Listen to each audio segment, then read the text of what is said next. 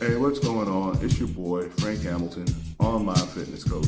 You know, the man with the motto be grinding or be nothing. Welcome to the show. Yo, what's going on? What's going on? It is Coach Frank. Welcome to the show, the Make It Make Sense Understanding Your Fitness Journey podcast. All right. Now, the biggest thing that I like about fitness, and once you really put yourself into fitness, is that you notice how everything within the fitness correlates to life. And once you're able to put the fitness into your regular life, that's when you now have the fitness lifestyle and you see how everything goes together. So today's episode, I'm going to show the correlation between fitness and your life and how the two work together to, of course, the ultimate goal to help you on your fitness journey, to help you change your life for the better. All right. So I guess, let's see what's current. We got to stay current. The Oklahoma City Thunder just won the NBA championship. I'll be honest, I don't care. I'm a San Antonio Spurs fan, so it really doesn't matter to me. Um, I'm a team fan. I was having a conversation with one of my boys the other day, and we were talking about it, and he was saying that he can watch players. Actually, it's two conversations I had, and they were just saying, they like to see the players and the player development and stuff like that. And me personally, I like the spirit of competition. If I'm watching an individual player, then I'll watch those sports and those competitions where it's a one-on-one type thing, tennis, fighting, something like that. But when it's a team versus a team, I want to see the teams win. Like one of the conversations I had, the guy was telling me that, yeah, I only watch the players, and I was like, well, what if you do if the player goes to the bench? Like, what's the, so it's like, I mean, I'm the type of person where I understand that everyone has their point of view. So I get that that's what people are involved in and that's how they view it. But that me personally, I like competition. I like the team. Like my favorite NFL team obviously is the San Francisco 49ers. Now, do I recognize other players in the league are good? Yeah, I don't care because they don't play for the 49ers. I'm a fan of the team. And if a player is on the 49ers right now, he's dope. If he's not on the team anymore, Debo Samuel.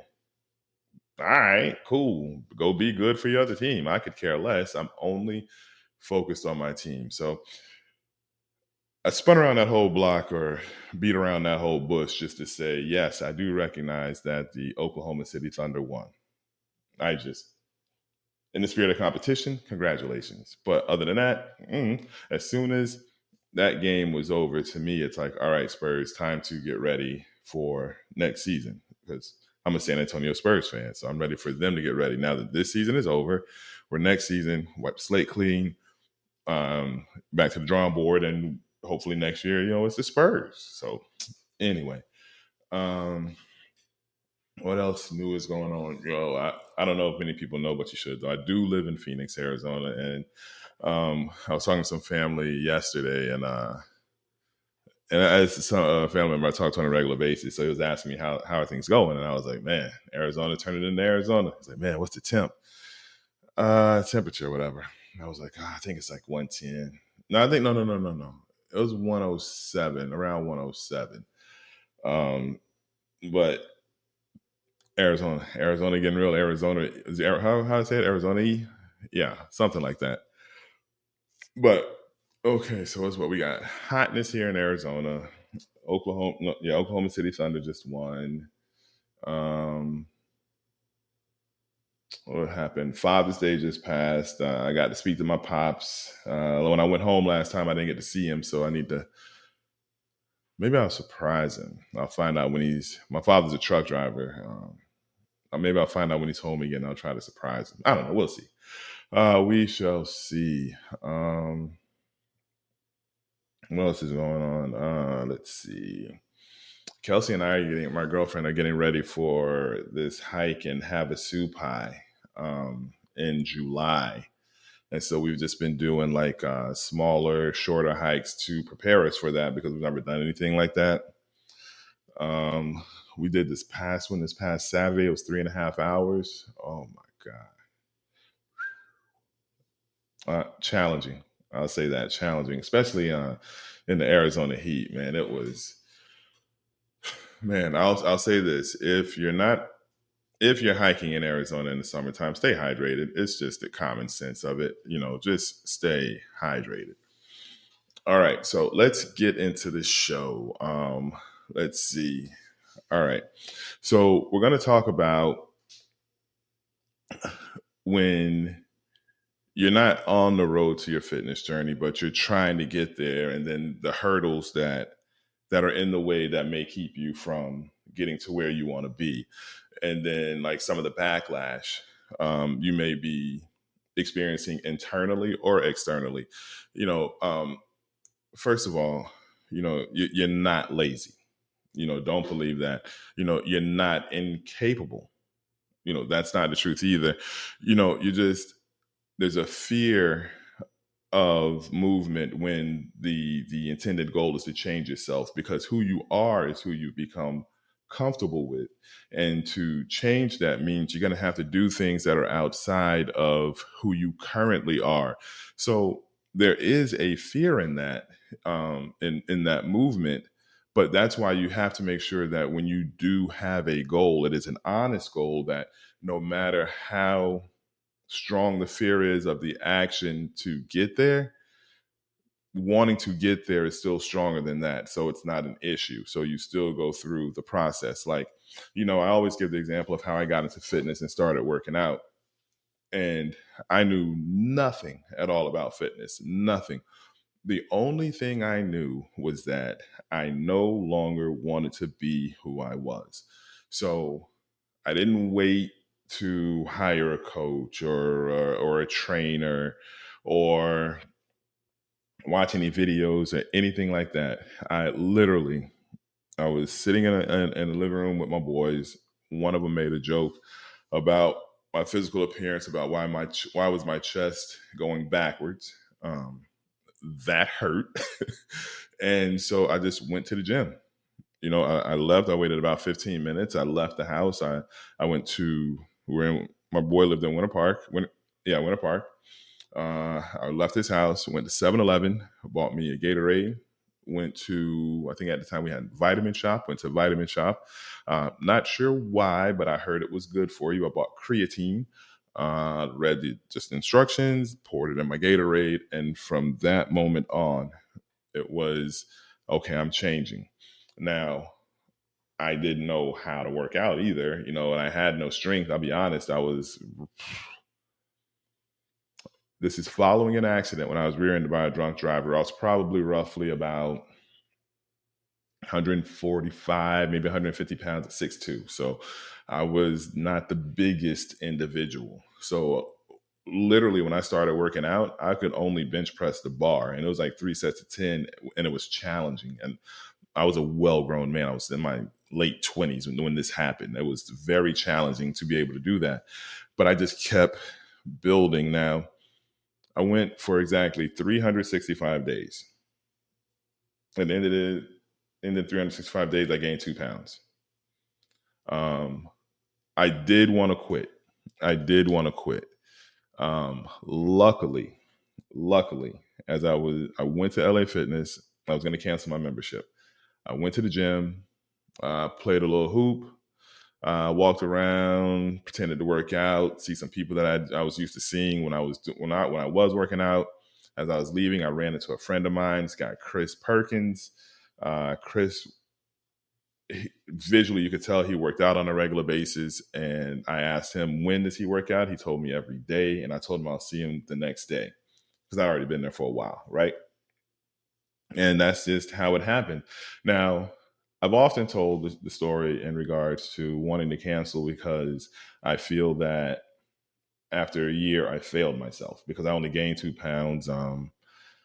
Now, keep in mind within that time frame, although I didn't know how to lift weights, I went from the bar, I went to adding tens on each side, I went to adding a 25 on each side. I got to the point with 25 and a 5 on each side. And I may, within that year by myself, I may have gotten to a 45 on each side, may have. Now, not proper lifting, but I was able to move that amount of weight in that amount of time.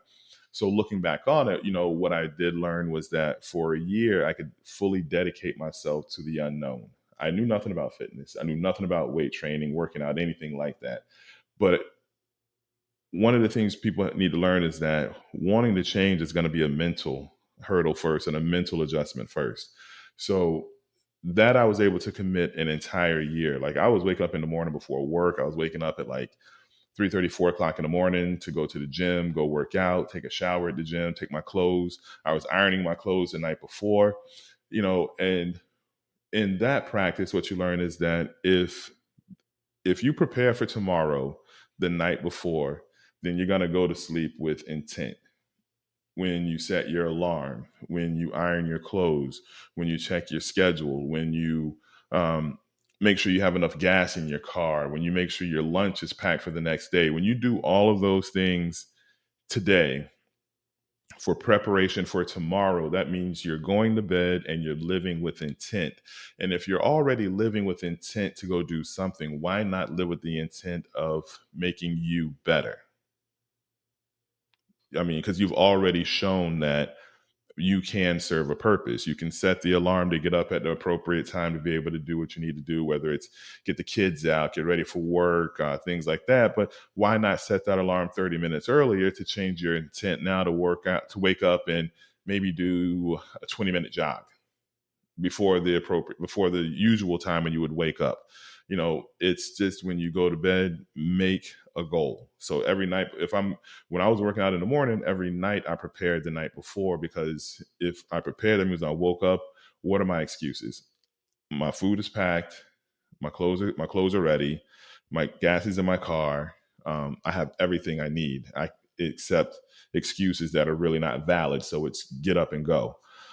So in when you just so thank goodness this is a show and I can correct that. So I've always thought that when you go to sleep with intent, like I said, you wake up with a purpose, and that purpose is going to flourish and it's going to grow day by day, because everything doesn't happen all in one day. You got to build that consistency. You got to build that confidence in your actions to keep pushing you forward. All right. Because too many people, they won't think about today. They're thinking about tomorrow. They're sitting on these dreams and these goals, and like, I want to lose 30 pounds, and I want to do this and I want to do that. Okay, so what steps are you taking to do it?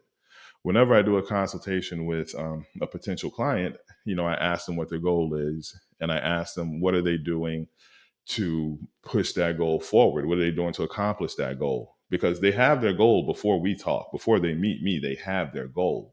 So what are you doing now if this goal is that important? I'm not doing anything yet. Well, what's going to change now? Like, what's going to make you work now? If you haven't been doing anything for this goal, what's going to change now? Now, we're not saying that, well, I'm not saying that nothing will change you. I'm just saying, let's make sure that we have something in mind that no matter what, I'm going to go ahead and do that work. Now, it can be scary. So what? Let it be scary. Just go ahead and do the work. Okay. It happens that way. Like I said, I was a grown man. I was working out in the gym. Of course, there were kids, high schoolers, things like that, that knew more about gym and fitness than me, way stronger than me. But I didn't care. Didn't care at all. Went in there, did my work, focused on me. When you're in the gym and the goal is you don't even notice everything that's around. Like, I remember one time I was working out, and a guy tried to like point out some girl to me. And they was like, bro, look at that girl over there. Look at that girl over there. And I was like, hey, man, look, I'm the size of girls right now. I don't have time for that. I got to work out to do, and that's when you're focused on you don't notice everything that's going on. Now, you hear things like, yeah, but when I was focused on When I go to the gym, I'm focused on me. I don't have time for what someone else may be doing unless they are using a station or something that I need to use. And I can politely ask, how long they're going to be on that. But other than that, if your goal is your goal and you woke up with an intent to serve your purpose, then people around don't have an issue with what you're doing.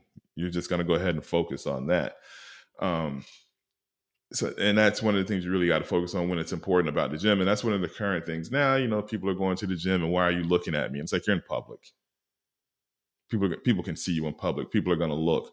And I'll admit, when I first started working out, again, I went from not mentioned at all, right? Not noticed. And then I kept the consistency. And then I obviously visually, I was looking different than other people in the gym, right? And I had this coach, Monica, who looked awesome. And I would explain to her, like, it makes me nervous when people are staring at me. And she was like, well, Frank, you have to understand that the way you look, you have something that other people want. So they're going to watch you to see how you do it. Not everyone is going to be strong enough to come ask you a question, but they're going to watch to see what you do. And that's one thing I express to all of my clients. When your friends, when your family see you being disciplined and dedicated and consistent with your work, they are going to watch you. They may not say anything. They may not ask you any questions, but they are going to watch you. There are so many people in the gym when I started working when I moved here to Arizona that didn't really know me. I didn't know a lot of people. And I had been working out by the time I moved here, maybe 2-3 years. I was at a fit point. I was still building and growing because I still had that goal, but I was at a fitness point where people saw me and knew I was somebody that went to the gym on a regular basis. So what was the point of that? Oh, so when I was saying that, it was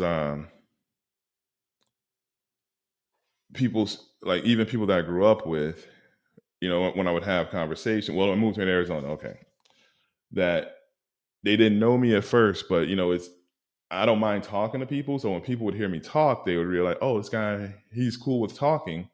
And some of the conversations I have with people here, some of the first things that were said were, man, I've been watching you for a while. Listen, if you're in the gym and you're about your business, this is male, female, whatever. Like, because I chose my first coach, Monica, because I used to stare at her because she was strong, she was fit, and I had questions. So, and she's the one that taught me, Frank, people are going to stare, people are going to look. So if you're one of those folks that's in the gym and you're constantly like trying to, degrade people that are looking at you, that means that your goal in the gym is for people to look at you. Because if your goal in the gym was to build muscle and to build you, you won't even notice that. I mean, the gym is full of mirrors. You're gonna catch glances of eyeballs looking at you here and there. But if you're focused on your workout and you have the time to notice that someone is staring at you, how are you focused on your workout? All right. If you're about your business when you get to the gym, you already know people are going to look at you. Once Monica told me that, when I went to the gym, I knew it. I didn't care. It changed my confidence because now that I know people are looking, now I can hold my head up instead of shying away from these people that I hope don't see me. I know they do. And so I just started speaking. Hey, what's going on? How y'all doing? Hey, what's up? And then people started saying, oh, that's a nice guy. That's a good person. That's a gym person. And that's what happens in the gym. But anyway, that was just kind of like a little segue because I'm just kind of tired of people trying to act like the gym isn't what it is. People can see you at the gym. Stop trying to, talk down on people because they see you. Focus on your workout. You won't notice anything else, right? But that's also leads into one of the things that people have when they go to the gym. Is the fear of judgment. What are other people going to say? Listen, with my clients, we go through who you are right now, who you were, who you're going to be. And so for my clients, their only fear really is not putting in the work, not getting their workout in, not logging anything, but it's all with a purpose, right? So if it's going to be scared to change yourself, and it should be scared to change yourself, but it shouldn't be something that you run away from if you have a proper goal. And once you have that honest motivation or that proper goal, your why, whatever it is you want it to be, then it's going to be very, very hard to not work on that. You know, some of the things that you can do to help make sure that you stay on track, if you're not wanting to hire a coach and you just want to know, like, how can I maintain this fitness lifestyle on my own, just start. Like I said, when I first started, I was worked out for a year. I didn't know anything, but I did learn that I can wake up in the morning. I can commit myself to 2 hours of a workout every day.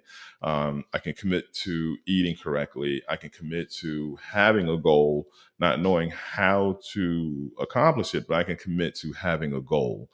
And I still have that exact same goal.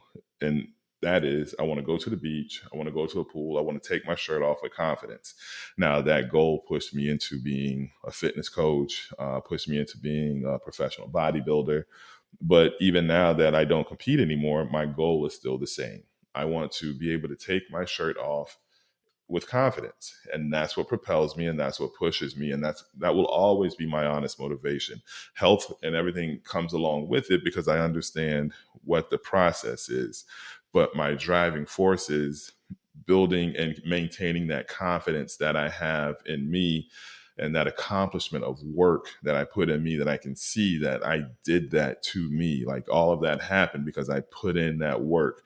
So that will always be my honest motivation. That will always be my key. Like, it will always be the thing that I want to do. And then, one of the things, once I got into fitness and I was maintaining my fitness, there was, no matter what I did, I was going to be fit. Right. When I got into bodybuilding, like I said, I love the spirit of competition. I didn't know. I'm one of those people where I hate to lose more than I like to win.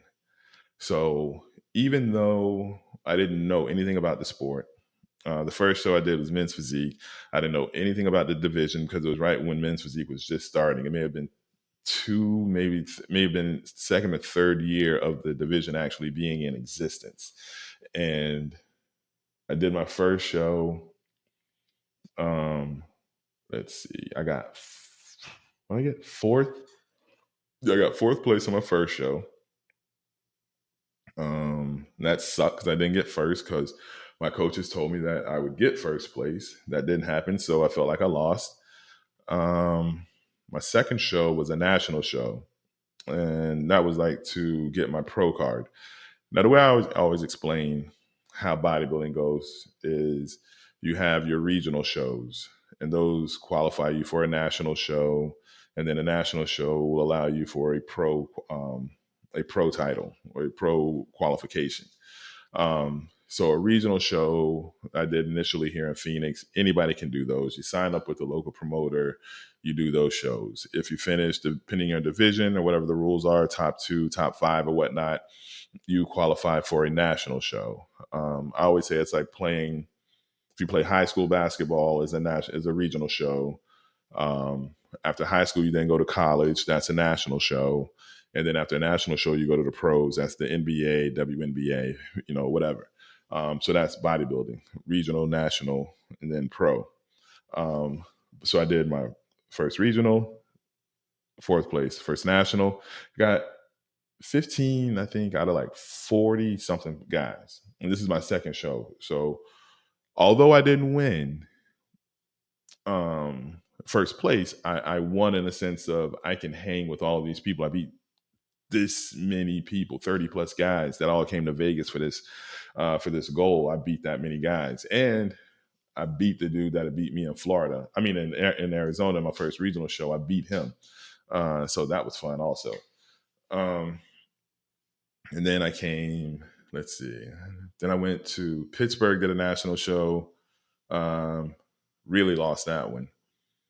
And then it was at that point, I said, okay, I'm never going to lose again. I came back to Arizona. I got a new coach, this coach Jill. We had a game plan. We had a preparation point. So it was always to gain some weight. Um, we put on weight, changed the training. My mindset was going to that year was, if I don't get my pro card this year, I'm quitting. I set that last show as a deadline. This will be my last show as an amateur competitor. Now, it can either be my last show as an amateur competitor and my last show, period, or it can be my last show as an amateur competitor. I earn my pro card and then I go on from there. But when I set the fear of not being able to compete as my deadline, my trainings were totally different. Like my coach she gave me, I think, 45 minutes of cardio a day. I was doing 3 hours a day. I was doing an hour in the morning, hour in the afternoon, hour at night. I was working out maybe 2, 3 times a day. I was eating all my food. It was in my head. It was this or nothing. They got to the point where I had a workout partner, Enrique. He was my partner almost my entire career of competing. And he, in 10 plus years, he's only given me 2 compliments. And one of those was before going into that last amateur show. Where it was about 2 weeks out, I think. I was like, hey man, I think I might look all right. And his compliment was, yeah, you look pretty good. But to me, that meant a lot because that actually meant that I was doing something, right? So we went into the show with so much confidence, and I got second place. I got my pro card. Like, and the thing is, I won before I got there. There were people, like there was a guy I knew at one of the gyms where I worked. There was a trainer there. This guy Striker. He's an IFBB pro, also open. And I told him, like, when I got back, I was like, "Yo, Strike, man, I got my pro card." And he was like, "Yeah, I knew you were gonna get it, Frank." I was like, "He's like, how'd you know? You didn't even say anything." He's like, What is there for me to say?" He's like, I watched you every day putting in the work. I saw you changing. I knew it was gonna happen. For me to say something might change the way you worked." I was like, "All right," but that fear of not being able of losing and losing the option of competing again, other people saw it in me before I even got to the show. I mean, it was there. It was fantastic. It was a fantastic feeling to work for a goal and actually be there and get it. Like, and with bodybuilding, it's one of those things where you're judged on your body, like one of the most, intimate things possible. And to come out on top, it was a great feeling, but it was that fear. And like a lot of people ask me, Frank, how did you get your pro card? Like, and I tell them because I told myself I would. And like, it's just that simple. I was like, yeah, like, so you told yourself you would, and the judges voted you. I was like, no, no, no. I told myself I would. And with that, I told myself that I had to do the cardio, I had to do the workouts, I had to eat my food, I had to do all those things because I told myself I was going to get my pro card. Just because you tell yourself you have a goal, that doesn't take away from the fact that you have to do the work to get there. It doesn't change anything at all. So I set that fear as a deadline, and it worked. And it worked, and it inspired other people. And I tell people, if you want it, you'll work for it. If you won't work, if you're not going to work for it, you don't want it.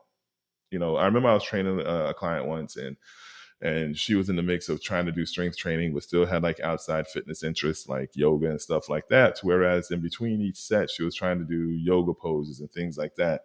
And we're doing an exercise. I remember her asking me, like, "Man, Frank, why can't I get this exercise?" And I was like, "Because you don't want to." And my delivery may have been off, and she was like, "That was rude." I was like, "Well, it's the truth. I understand you may not have wanted to hear it, but if you wanted to do that, then you would focus more on the form of the exercise that you're struggling with instead of trying to do things in between your sets that are distracting you from that." Now, I'm not saying I have a problem with you being, still trying to maintain your fitness, but, the answer to your question, why you're not able to do that, is because you don't want to. One of the exercises I do with my clients, especially based on form, like basic things like, keep your shoulder down. They'll like, "How do I keep my shoulder down?" I do this exercise with everybody. I was like, "Raise your right arm." And, all right. So why'd your arm raise? Like, because you told me, Frank. I was like, no, no, no, no, no. Why did your arm go up? Because you told, no, no, no. Why did your arm go up? And it's rare, no one ever gets it because they're thinking it's going to be, I don't know what people are thinking in that moment, but I tell them, no, no, no, because you told you.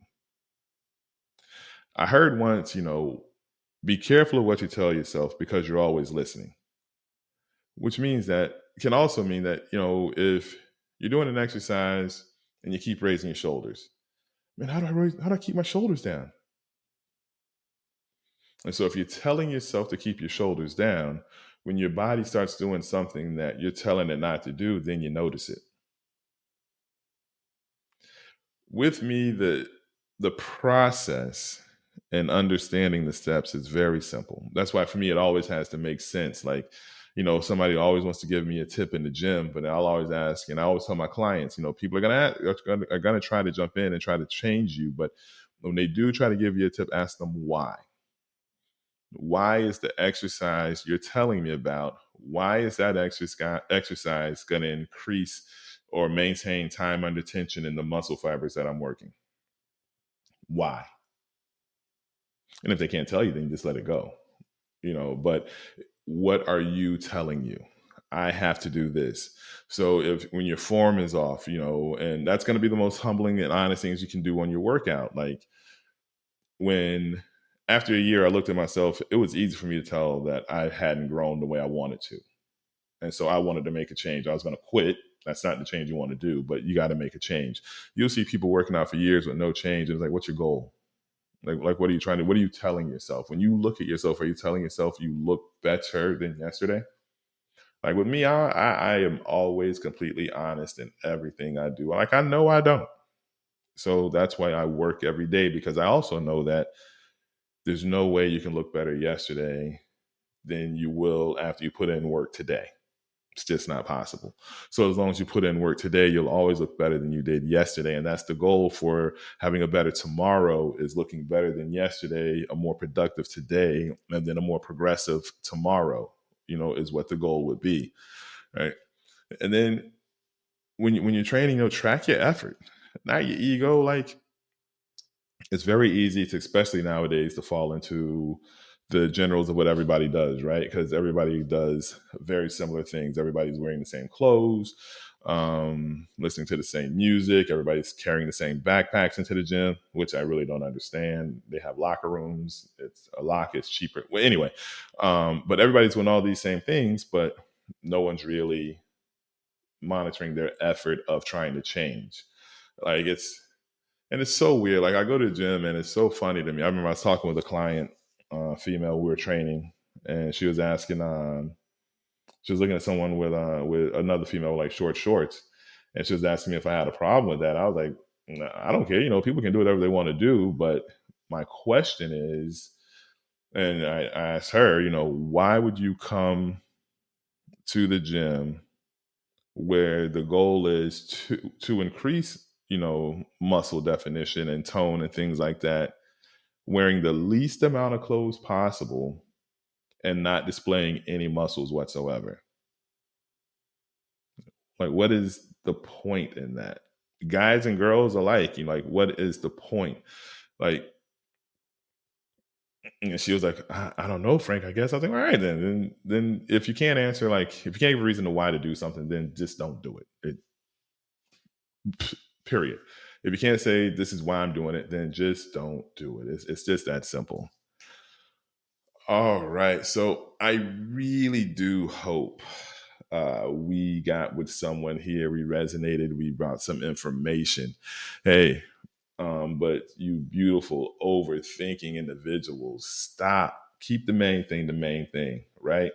How do you push forward? Tell yourself to go to sleep with intent. Have a program set to whereas this is my workout, this is my diet, this is what time I wake up, this is what time I go to work, these are my clothes. Go to sleep with intent, wake up with a purpose, and move forward. All right. So here's the challenge. All right. Let's have a challenge today.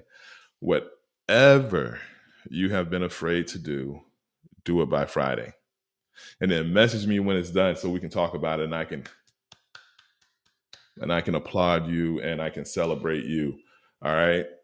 So let's just go. If you like the content, definitely follow here, follow there, follow there. Follow me on Instagram, franklyfit_fat loss expert. And always remember the motto, which is whoop, be grinding or be nothing. Peace.